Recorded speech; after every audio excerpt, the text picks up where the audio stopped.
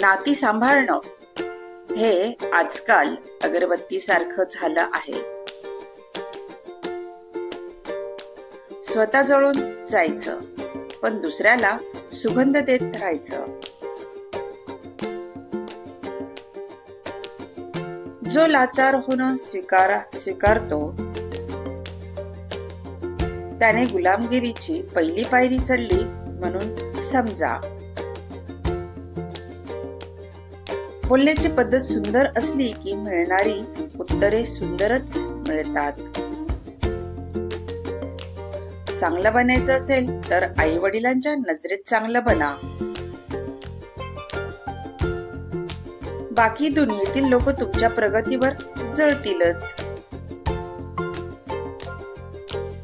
आणि अपयशी झालात तर हसतील.